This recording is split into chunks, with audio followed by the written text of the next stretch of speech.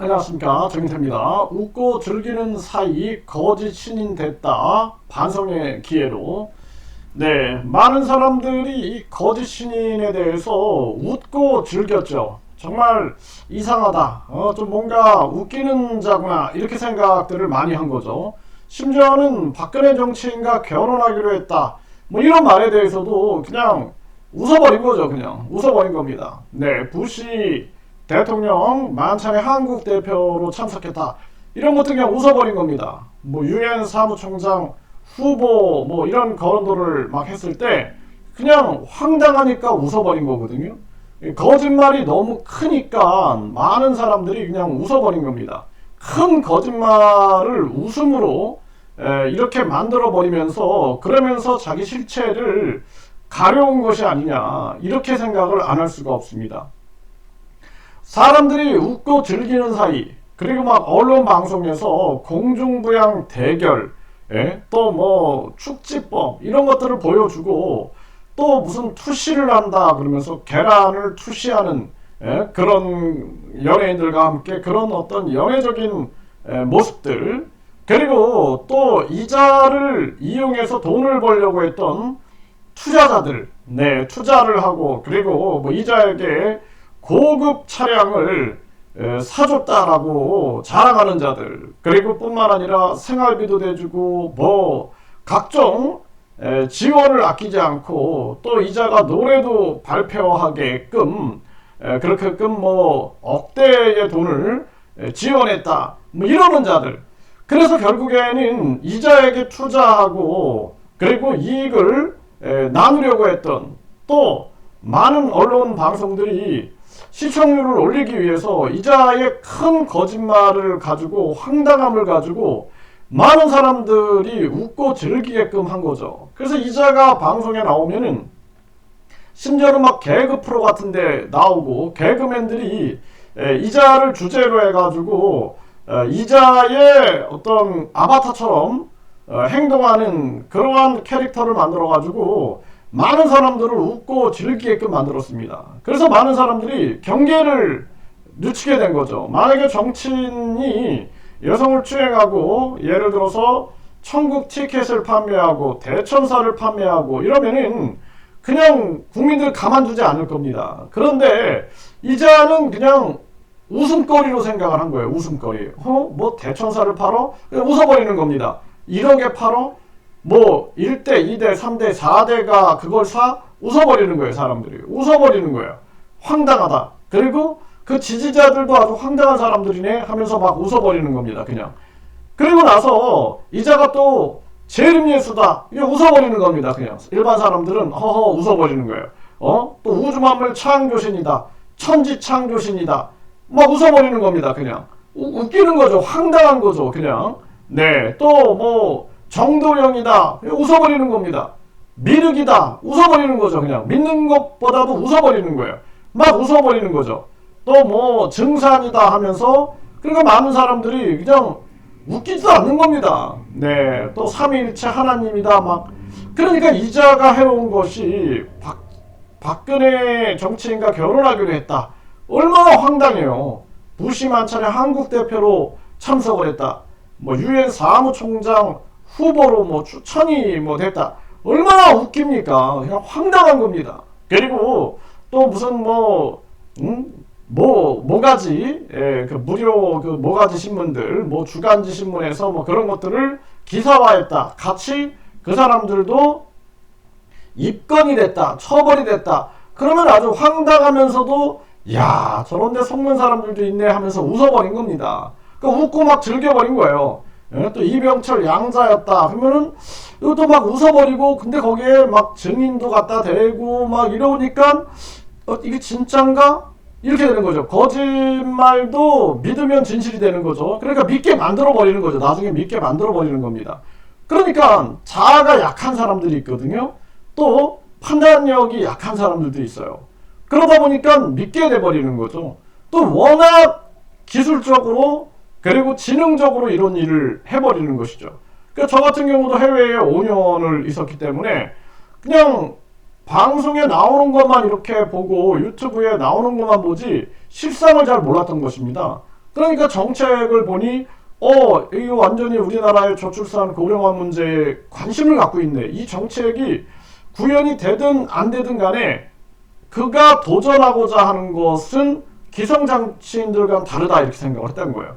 또 뿐만 아니라 뭐 국회의원 의원들에 대해서 비판하고 그 사람들에 대해서 막 개혁을 막 얘기하고 막 이럴 때 야 그래도 국민 입장에서 생각하는구나, 기득권과 싸우려고 하는구나, 이런 걸 보면서 이자에 대해서 뭔가 정치인들과는 다르다 이렇게 생각을 한 거죠. 그리고 이자가 과거의 흥선대원군처럼 웃기고 그냥 어떻게 보면 좀 미친 것 같고 그러면서 실상은 이 나라를 바로잡기 위한 어떤 정의의 사도가 아닐까 이런 착각을 하게 만드는 거죠. 그런데 나중에 알고 보니 진정성이 안 보이는 거죠. 왜 저 사람은 서울시장 대통령 선거에 나와가지고 왜 이상한 사람들이 막 재림예수라고 얘기하고 뭐 정도령이라고 얘기하고 뭐 예정된 대통령 말도 안 되는 얘기들을 막 할까?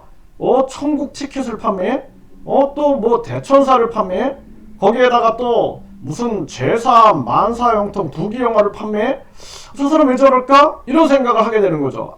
혹시 그 주변에 이 잘못된 그 측근들, 부역자들이 이용해서 돈을 벌어먹나 보다. 이런 생각을 하게 된 거예요. 그래서 저도 막 유튜브를 통해서 그 측근들을 막 야단을 막 치고 제가 막 그랬습니다. 절대 그거 해서는 안 된다. 그리고 국민 앞에 상식으로 다가가야 된다. 어떻게 만약에 이준석 후보가 내가 천여 몸에서 나왔소, 내가 삼위일체 하나님이요 하면은 누가 그를 찍겠느냐. 그건 안 된다. 지금 포교하는 게 아니라 선거다. 이런 얘기들을 많이 했었거든요. 근데 그게 본래 목적이었던 거죠. 대선 끝나자마자 내가 재림예수다. 그냥 완전히 뭐 지금도 압수수색을 당해놓고도 내가 재림예수로서 뭐 2000년 전에 왔을 때는 뭐 이랬고 저랬고 하면서 그냥 완전히 집단 최면을 걸게 하는 거죠.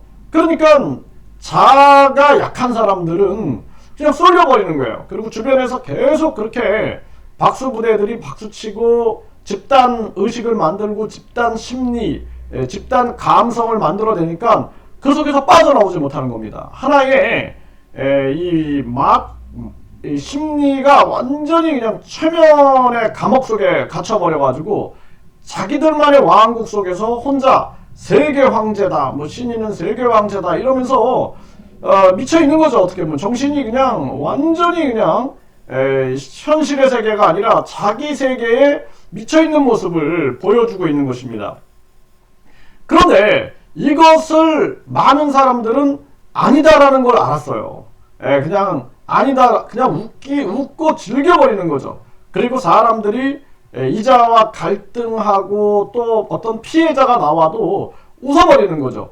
이번에 한 패널이 그런 얘기를 하는 거죠. 이 거짓 신인도 비판하지만 저자에게 속는 자들도 비판을 하는 거예요. 근데 그게 일반 사람들의 상식으로 보면은 비판할 수 있지만 이거를 종교 심리로 파고 들어가게 되면은 종교화 시켜버린 겁니다. 그 종교에 이제 종교화 시킬 때 자기들을 신격화 시키면서 반사회적인 종교화 돼버린 거죠. 신격화 시키고 그 신격화 속에서 그자의 말은 완전히 절대 진리가 되고 절대 명령이 되고 신도들은 절대 순종의 관계, 이 세례가 계속 이어지다 보니까 많은 사람들이 여기서 이제 이자의 본격적인 목적인 돈을 지불하게 돼버리는 거죠. 대천사 1억, 1대, 2대, 3대, 4대가 받았다. 막 이 홍보가 되고 전국의 영업센터들이 계속 천사 팔고 축복 팔고 천국 팔고 하면서 계속해서 자기들의 이익, 이 집단의 이익을 위해서 움직일 때 그때 많은 사람들은 피해자가 이제 양산이 되는 것이죠. 그래서 한 유튜브 채널이 이자에 잠입 취재한 것을 폭로를 해버린 거죠. 네, 시사부로 제가 전 영상에서 말씀드렸죠. 그거 한번 들어보세요. 29분부터 들어보시면은 충격을 받습니다. 충격을. 있을 수 없는 일들이 벌어지는 거거든요. 그러다 보니까 이자가 거짓 하나님이 되고 재림 예수까지 돼버린 겁니다. 이거 우리 국민들이 이번에 반성의 기회로 삼아야 되고, 언론 방송도 이거 그동안 이자가 무슨 공중부양 대결을 하는 애 축지법 뭐 여성들을 이렇게 함께 나와가지고 뭐 웃기고 뭐 또 개그맨들이 이자 흉내를 내고 그리고 이런 거 다 삭제해야 됩니다. 이거 다 삭제하고 이자에 대해서 완전히 전 국민이 반성의 기회로 삼아야 된다. 굉장히 위험한 자다라는 생각을 안 할 수가 없어요. 그래서 이번에 이자에 대해서는 압수수색뿐만 아니라 구속영장이 반드시 청구가 돼서 구속돼야 된다. 저는 그렇게 보고 있고, 처벌과 피해보상 이것이 같이 가야 된다. 그리고 우리 전 사회에서도 이것을 반성의 기회로 삼고 다시는 이런 일을 겪어서는 안 된다. 웃고 즐기는 사이에 이것이 얼마나 심각한 문제를 만들었는가에 대한 처절한 반성이 있어야 된다. 이렇게 말씀을 드립니다.